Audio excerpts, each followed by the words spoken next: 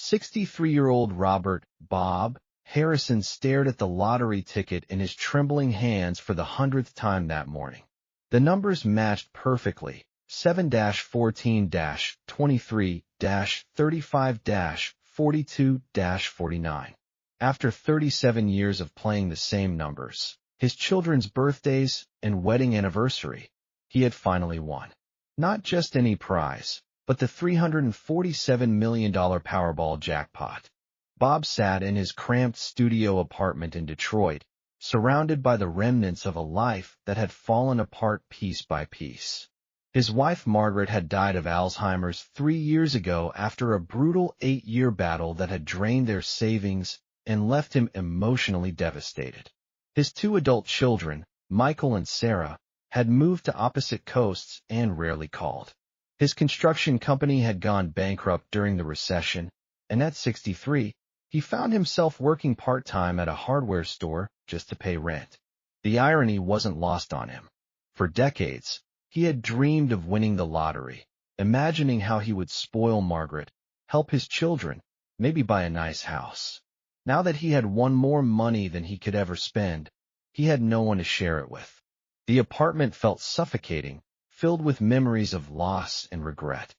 That evening, after claiming his prize and meeting with financial advisors, Bob made a decision that surprised even himself. He would leave Detroit, leave his old life behind, and use this windfall to explore something he had always been curious about, but never had the courage or means to pursue. He had read about polygamous communities in documentaries and articles, always wondering what it would be like to have a large family, multiple wives who cared for each other and worked together to build something meaningful. Bob spent weeks researching online, discovering that while polygamy was illegal in the United States, there were countries where polygamous marriages were legally recognized and culturally accepted. He was particularly drawn to northern Nigeria, where he learned that among certain ethnic groups, particularly the Hausa and Fulani peoples, polygamy was not only legal, but considered a sign of prosperity and responsibility.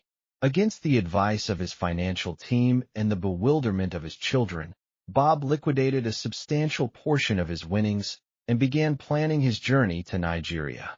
He enrolled in online Hausa language classes, studied Islamic customs and Nigerian culture, and even consulted with cultural anthropologists to ensure he approached this new life with proper respect and understanding.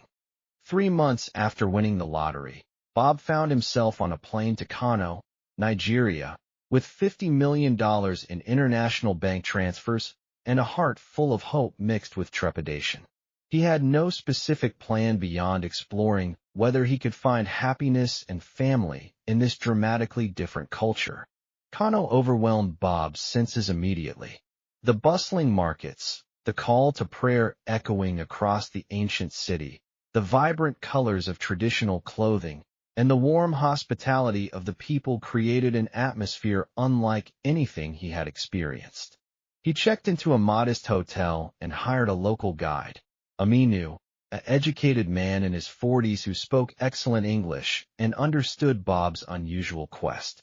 "You are not the first foreign man to come here seeking wives," Aminu told him with a knowing smile.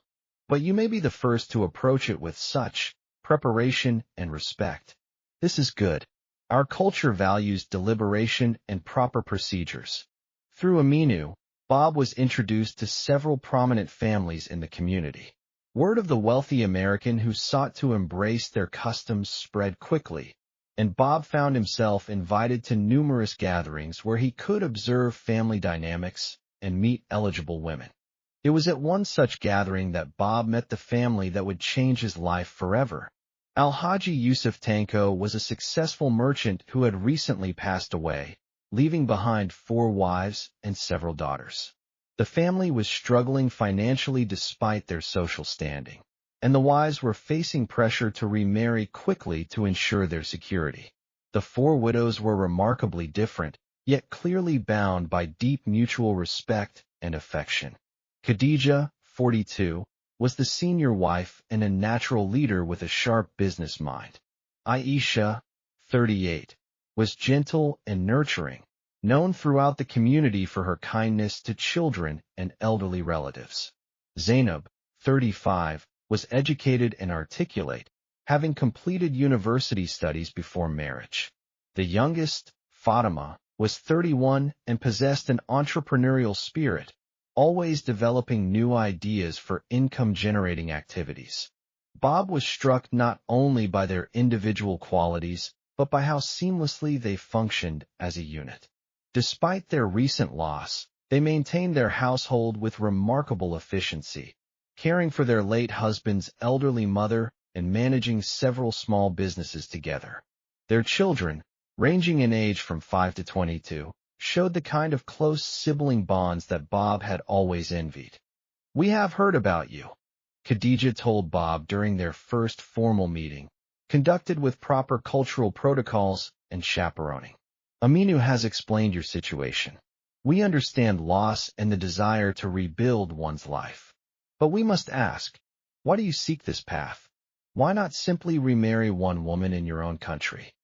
Bob's answer came from deep in his heart. "I had a good marriage, but it was just the two of us. We lost 2 children in infancy, and our surviving children live far away. I've always believed that families are strongest when they work together, support each other through difficulties. I've seen how American individualism can leave people isolated. I want to be part of something bigger, something that creates rather than just consumes." The conversation continued over several weeks, with Bob visiting the family compound regularly. He was impressed by the women's business acumen. They managed a small textile operation, a food preparation business for special events, and a tutoring service for neighborhood children. Their late husband had left them with property, but limited liquid assets, and they were working hard to maintain their standard of living. Bob gradually shared his story: the lottery win, the loss of his wife, his successful business that had failed, his estrangement from his children. He was honest about his wealth, but emphasized that he wasn't looking to buy wives. He wanted to build a genuine family based on mutual respect and shared goals. The 4 women spent considerable time discussing Bob's proposal among themselves and consulting with their extended family and religious leaders. The community's response was mixed. Some saw an opportunity for the struggling family to regain stability, while others questioned whether a 63-year-old American could truly adapt to their way of life. After 2 months of careful consideration, the women agreed to marry Bob, but with conditions. They would maintain their existing businesses and continue their community involvement.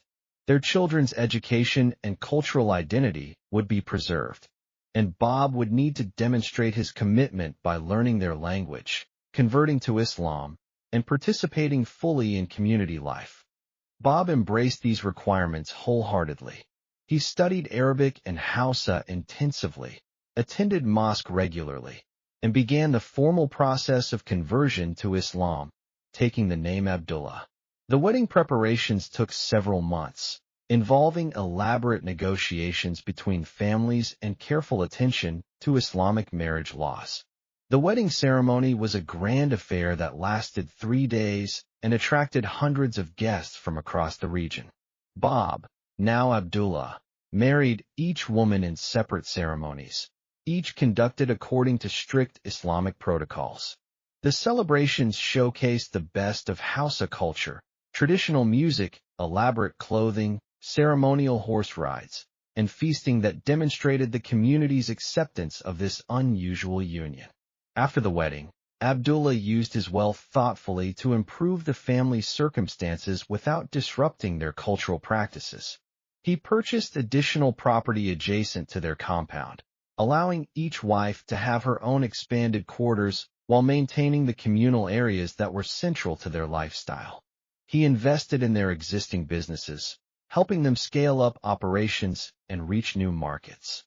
The family's textile business expanded to include export operations, selling traditional Nigerian fabrics to boutiques in Europe and America.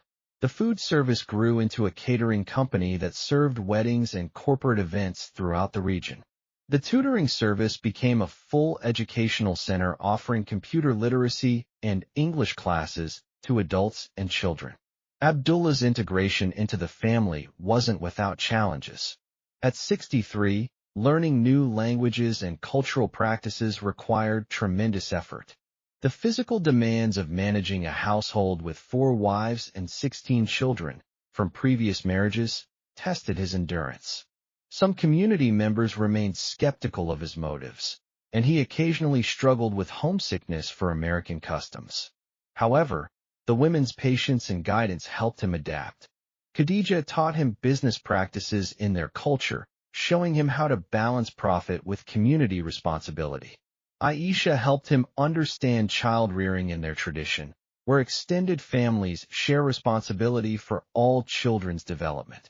Zainab assisted with his language studies and Islamic education, ensuring he understood both the letter and spirit of his new faith. Fatima involved him in her entrepreneurial projects, appreciating his business experience while teaching him about local market dynamics.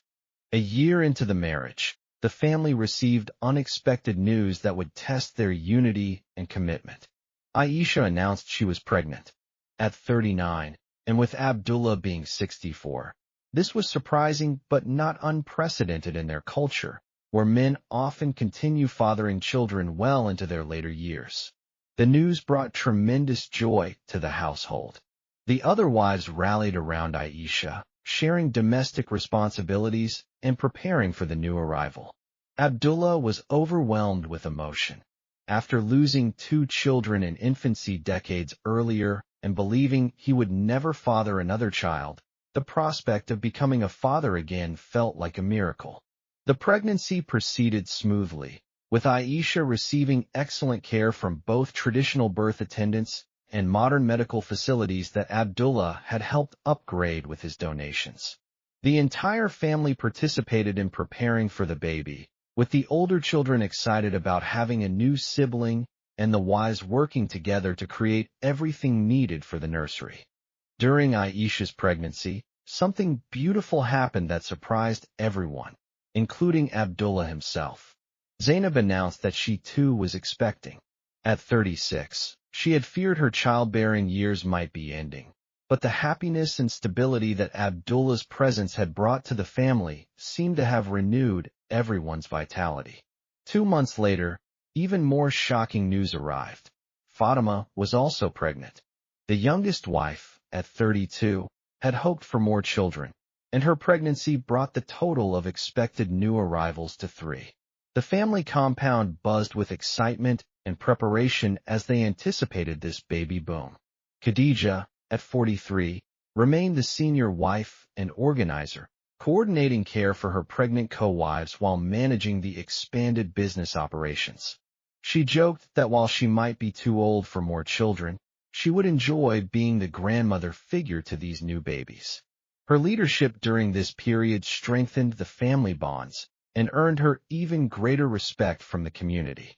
Abdullah threw himself into preparing for fatherhood at this stage of life. He studied child development, nutrition, and healthcare, wanting to be the best father possible despite his age. He established education funds for each expected child and began planning for their futures. The irony that his lottery winnings would now support children he never expected to have wasn't lost on him. The first baby arrived during the rainy season. Aisha gave birth to a healthy boy they named Ibrahim, honoring both Islamic tradition and Abdullah's American heritage. It was close to Abraham. The birth was celebrated throughout the community, with traditional ceremonies welcoming the child and acknowledging Abdullah's full acceptance into the community as a father and family patriarch. 6 weeks later, Zainab delivered twin girls, Amina and Fatima. The twins' arrival brought double the joy and double the work, but the family's cooperative structure proved perfect for managing multiple infants. Each wife took special responsibility for certain aspects of childcare, while the older children helped with feeding, entertaining, and general care. Fatima's pregnancy proved the most challenging, as she developed complications that required bed rest during her final trimester. Abdullah spared no expense ensuring she received the best medical care, flying in specialists from Lagos and Abuja when needed. Her dedication to delivering a healthy child despite the difficulties impressed the entire community and deepened Abdullah's love and respect for his youngest wife. When Fatima finally gave birth to a robust baby boy they named Muhammad, the family felt complete. Abdullah, now 65, found himself the father of 4 newborns in addition to being stepfather to 16 older children. The transformation from lonely lottery winner to patriarch of a large, loving family seemed impossible, yet here he was, surrounded by more love and purpose than he had ever imagined. The business success continued to grow alongside the family. The textile operation had expanded to employ over 50 people in the community. The catering business served events across 3 states. The educational center had become a model for rural development, attracting attention from government officials and international aid organizations. Abdullah's wealth, carefully managed and invested, ensured the family's financial security while contributing significantly to community development. He funded the construction of a new health clinic, improved the local school's facilities, and established microfinance programs for women entrepreneurs throughout the region. The cultural exchange worked both ways. Abdullah introduced modern business practices and international connections that helped local enterprises reach global markets. Meanwhile, he absorbed lessons about community cooperation, extended family responsibility, and sustainable living practices that had sustained these societies for centuries. His American children, initially bewildered by their father's radical life change, gradually came to understand and even admire his transformation. Michael visited Nigeria and was amazed by his father's vitality and purpose. Sarah brought her own children to meet their new African siblings, creating bonds that transcended cultural differences. The media attention that occasionally followed Abdullah's story was handled carefully, with the family choosing to share their experience as an example of successful cultural integration rather than sensationalizing the polygamous aspect. They emphasized values of family cooperation, community service, and cross-cultural understanding. As the newest children grew from infants to toddlers, Abdullah marveled at how his life had transformed. The money that had initially seemed like a burden or a cruel joke had become the foundation for something beautiful and meaningful. His 4 wives had become true partners in every sense, each contributing unique strengths to their shared enterprise. The children, both his biological offspring and the stepchildren he had embraced, thrived in an environment rich with love, cultural heritage, and educational opportunity. They were growing up multilingual, bicultural, and confident in their ability to navigate both traditional and modern worlds. Abdullah's health remained good despite his age, aided by the active lifestyle required by his large family and the excellent care provided by his wives. Regular exercise, a diet rich in traditional foods, and the mental stimulation of learning new languages and customs kept him vigorous and engaged. The lottery ticket that had changed everything sat framed in his study, a reminder of how dramatically life can change in an instant. But Abdullah knew the real transformation hadn't come from the money itself, but from his willingness to step completely outside his comfort zone and embrace a radically different way of living. Community leaders often cited Abdullah's family as an example of how outsiders could successfully integrate into their society when they approached it with genuine respect and commitment. His conversion to Islam was seen as sincere rather than opportunistic, and his business investments were appreciated for their focus on community benefit rather than pure profit. The educational center he had established became a model for rural development programs across Nigeria. Government officials studied how his combination of traditional values and modern resources had created sustainable economic growth while preserving cultural integrity. Religious leaders praised Abdullah's journey as an example of how faith could bridge cultural divides and create unity among diverse peoples. His story was shared in mosques and Islamic schools as demonstration that true conversion involved not just spiritual commitment, but complete integration into the community of believers. Women's rights activists, initially skeptical of the polygamous arrangement, came to respect how Abdullah's wives maintained their individual identities and business interests while benefiting from collective security and support. The women frequently spoke at conferences about how their arrangement challenged Western assumptions about polygamy, while demonstrating that women could thrive in traditional family structures when treated with respect and given opportunities for personal development. Child development experts were fascinated by how the numerous children in Abdullah's household developed strong social skills, cultural competence, and academic achievement. The cooperative child-rearing model, where multiple mothers and older siblings shared responsibility for education and care, seemed to produce confident, well-adjusted young people. Now, 3 years after the births of his youngest children, Abdullah sits in his courtyard during the evening prayer time, watching his toddlers play while his wives prepare dinner and the older children complete their homework. The sounds of multiple languages, the aromas of traditional foods, and the constant activity of a large household create an atmosphere of vitality that energizes rather than exhausts him. At 68, Abdullah has found the purpose and family connection that had eluded him throughout his earlier life. The lonely widower who won the lottery has become a respected patriarch, successful businessman, and devoted father whose story continues to inspire others to consider alternative paths to happiness and fulfillment. His lottery winnings, initially seeming like compensation for a life of disappointment, had become the foundation for a legacy that would endure for generations.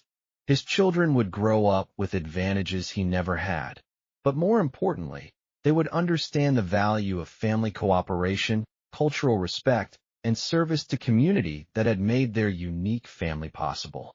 The transformation from American lottery winner to Nigerian patriarch represents more than just personal reinvention. Abdullah's story demonstrates how wealth, when combined with wisdom, humility, and genuine commitment to others, can create positive change that extends far beyond individual satisfaction to benefit entire communities and challenge cultural assumptions about family, success, and happiness.